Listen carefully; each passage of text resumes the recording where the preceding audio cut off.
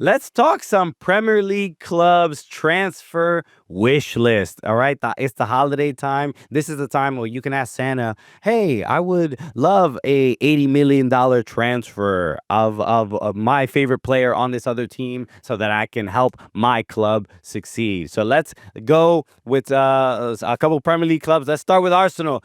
Alexis, your club. I'll give you the first opportunity. Who do you wish Arsenal could sign? A striker that scores more than just penalties. But, okay, I do think...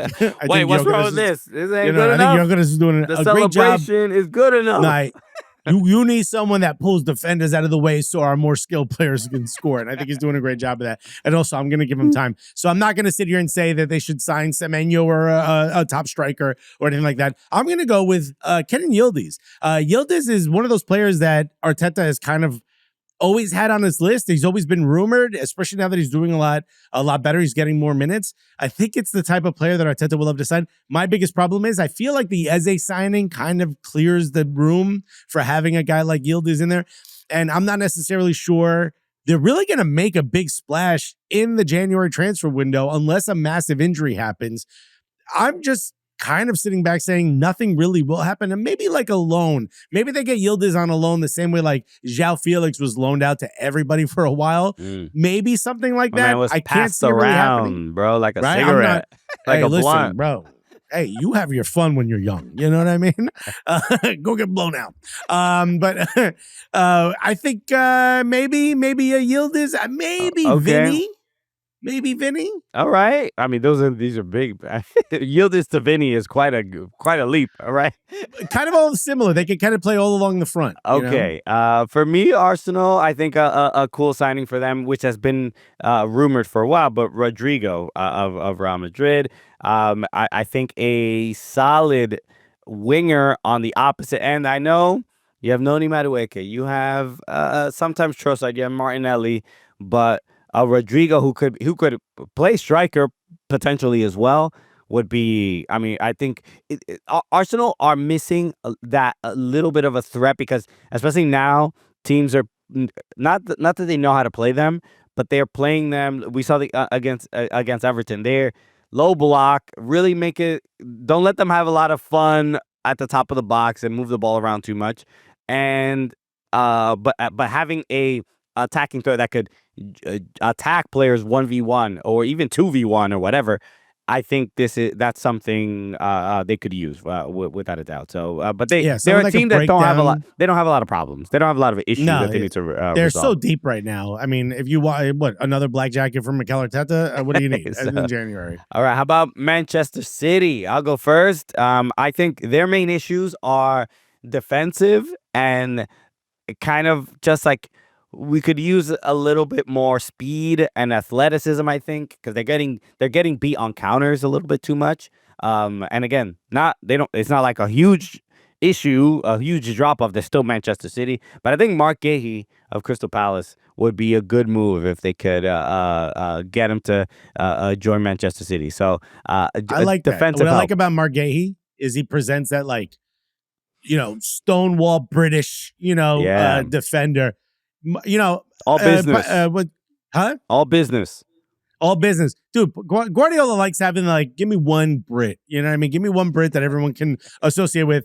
And then I'll surround them with a bunch of even Foden to me plays more Spanish than he does British. Give me one tried and true British style player. And then I'll make him into a midfielder, which is why I think Instead of Mark Gahey, he might go for Reece James, which I think has kind of turned into quite possibly the best defensive midfielder / defender in the league under Maresca, who's another Guardiola-ite. But I'm going to go with Alexander Pavlovich. I think he's doing incredible things at Bayern. And where do you go from Bayern? Buddy, you got 3 clubs that upgrade you beyond Bayern. Manchester City might be that. It might be. And I know the rumors are that maybe Guardiola doesn't really stay for much longer, that this might be his last season. So maybe if you've always wanted to play under a Guardiola, you move over there for a couple of months. Did Guardiola sign for one more year, or is this his last year? I think the rumor is now that since he got back with his wife, the rumor was she left him because he signed that 2-year contract when he promised her he would leave football. Maybe this is it. Maybe this is the time. Honey, you're too successful. You're making too much money. I can't. What are we going to do with all this money? It's like being married to El Chapo. You know what I mean? Like, we don't need any more. Here's what I would love. If Guardiola left right now, give Arsenal a chance. Yeah, okay, love it. Let's move on to Aston Villa. Why don't you go first? Okay, Aston Villa. I think they're on currently a 10-game winning streak. They are fantastic for after the terrible start to the season that they had. The fact that they've turned things around is pretty remarkable. They're in third place. They're 3 points off the top. But I think fullback is probably their weakest position. Right, Matty Cash on the right, I think, is decent. They have Ian Madsen on the left. This is where I think Anthony Robinson could come through and would be a huge upgrade, especially I meant to hit a huge upgrade, especially going forward. And also a very good defender as well. So Jedi Robinson is my pick. I think Anthony Robinson may play so well in the World Cup, he gets a shout from an even bigger club than in Aston Villa, because I'm not necessarily sure Aston Villa is that much of an upgrade over Fulham. And I know they're playing high, they're playing very well, and I know their coach is absolutely out of this world. But I think I'm going to go a little bit different way. The rumor is that Emi Martinez is going to leave. And when I think of who can possibly replace Emi Martinez, World Cup winner, Golden Glove winner, Copa America winner, absolute incredible goalkeeper. The type of goalkeeper that's influential across the whole team because he does more than just stop shots. He gets in the heads of all the players. He's loud. He's boisterous. He intimidates the opposing team. When I think of that, I don't think there is an immediate replacement, but I see someone like a James Trafford making that shift. Young, was really good early on at a lower level and, started getting a lot of shouts in all the different cup competitions. Seems to me like the type of player that will end up at a big club like a, Manchester United type when he's older. I think Aston Villa could sneakily grab him now that he sort of settled and sort of started coming into his own as a shot stopper. And I think they can have him for many, many years to come. So for me, maybe bringing in someone like a James Trafford is a smart move. Okay. I mean, look, I would say Emi Martinez has a lot of leverage. I mean, he's still fantastic. I mean, even the game against Manchester United, he made some huge saves. But that PSR, man, or whatever we're calling it now, FFP, PSR, PQE. He wants to get paid for sure. All right, Chelsea. I'll go first. I think Chelsea, they're not too many weaknesses either here. I would say defensively, I think they could make some changes, and so for on my wish list for Chelsea would be a center back, and it would be Murillo from Nottingham Forest. I think he would be a great fit, and I think again the pairing of Murillo and who's the other I forgot his name, not Minkovic or whatever, but the other center back at Nottingham Forest. They've been generally pretty fantastic and incredible, a strong defensive pairing, and I think Murillo could bring that kind of effort and energy to Chelsea, because I think that's really kind of, they just make silly mistakes here and there that could, I think, be resolved with a very physical and aggressive center back like Murillo. Okay, who do you got? For me, I'm thinking more centrally midfield, maybe even a little defensive when I look at some of the players that they have injured. Esugo, Lavia. I think you maybe replace those. For me, if you're going to do that, get a guy whose brother is wearing a Free My Brother t-shirt on the pitch side at Old Trafford. Bring in Kobe Mainoo.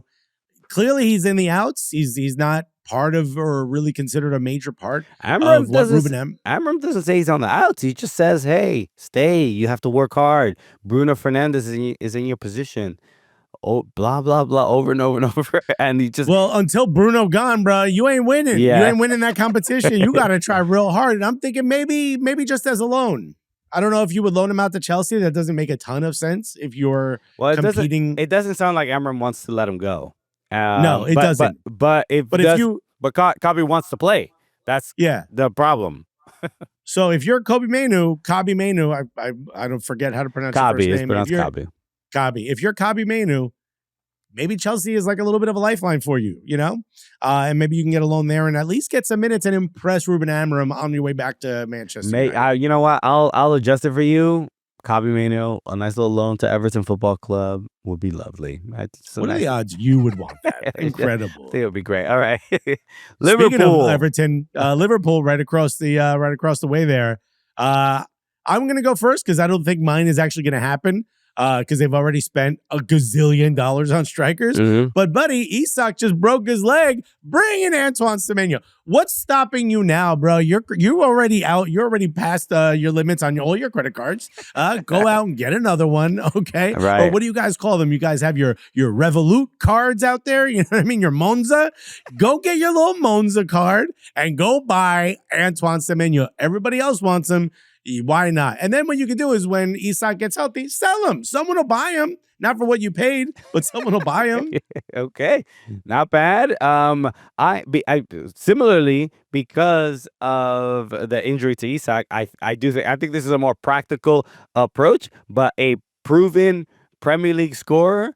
Lot of you're very divisive to this fan base, but the man did nothing but put up numbers. Nico Jackson, bring him back to the Premier League. Get him out of Germany. Get him out of Bayern. No Chelsea fan has ever called Nico Jackson a proven goal scorer, but I see your point. But the numbers speak for themselves. Yeah. I mean, yes, did he miss incredible? Does he miss great chances? Yes, he does. But he also does score. He also does score. Is Cole Palmer still pissed at him for not passing it to him in the Club World Cup? Yes, of course.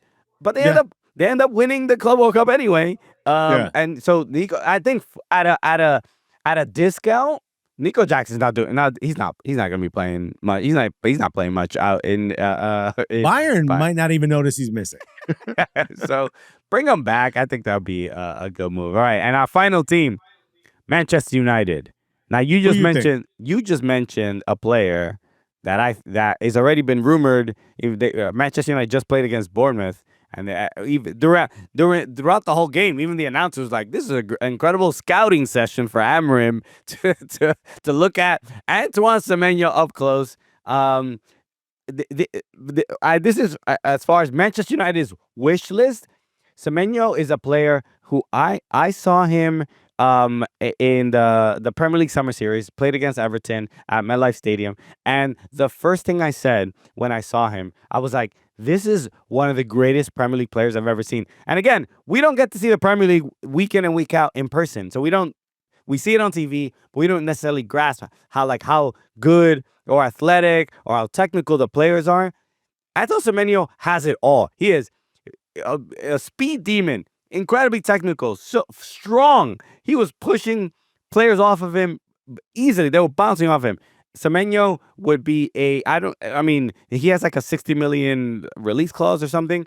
United, which is a discount for a player of his quality. United are clearly interested, and if I'm Semenyo, am I going into a kind of more chaotic situation? Yes, I am. Am I going to be? Am I being paid a little bit more handsomely to be up amongst that chaos? Yes, I am. I would really consider it. But it would also really be difficult for Bournemouth to lose him, and especially in this January window. So, but Semenyo, United should be doing everything possible to try to get him to the club in January. So when I think of why Semenyo might go to Manchester United, it's the reason why anyone has gone to Manchester United in the last few years. It's been a bit of a dumpster fire. It's been a bit of a worry. You know, nothing was really settled until Amorim in the last few months. Even before then, is this the right guy? Is he not? Blah, blah, blah. The reason you go there is because it's a chance for glory, right? If you could be the one to lift Manchester United out of the doldrums that they've been in, you are a hero at Manchester United, a club that has heroes ad nauseum. That's why I'm saying that for them in January, their transfer target should be Christian Pulisic. Now, here's what I'm saying. If he, an American, lifts Manchester United, puts them on his shoulders and lifts them out of the doldrums back into Europe, it not only creates a wonderful situation for Manchester United because you got your hero, but the fact that he's American does so much for me, okay? It makes me feel better. Which is truly what's most important. A bigger deal. Yeah. Yeah, this is, when you think about what can Manchester United do for me, it's this. as long as he can deliver. Now, I don't think it'll happen. I don't think he'll leave AC Milan unless it's like a massive transfer, because he's one of the best players in Serie A this season. He's certainly one of the best players at AC Milan. But if they're struggling for money and they need to make that deal, and Manchester United seemingly have all the sponsorship partners in the world, maybe they find another one, the official, shoelace end of Manchester United. If you get another one, maybe you can afford to bring in Christian Pulisic, and he delivers. And I think he would fit really well in a Ruben Amorim system. Maybe we get that lockdown Pulisic like he was at Chelsea. Maybe we get that back in the Premier League. But in a Manchester United shirt, this could be massive. This could be massive for America. This could be massive for everyone involved. Yeah, I'm sure people at US Soccer are like, please do that transfer. We would love that. Yeah. We would love that very, very much. So yeah. We could. Then maybe FIFA could charge $7,500 per World Cup ticket. Hey, you want to see the greatest Manchester United superstars? That's how much it's going to cost. All right. So that is our Premier League wish list. And we'll see what obviously the transfer window is coming up. We'll see what moves are made. And I would imagine that a lot of managers of these clubs are watching this video right now being like, hey, I didn't even think of that one. Thank you, Cooligans. We appreciate you. And we appreciate you. Pavlovich, you say. Click. Right. We appreciate you, everybody at OneFootball. Thanks so much for hanging out with us. We are the Cooligans. If you want to watch more of our videos, the link is in the description right there. You can go subscribe, watch our videos. You had a great time. So if you want more of that, just go do that over there. All right, we'll see you over there.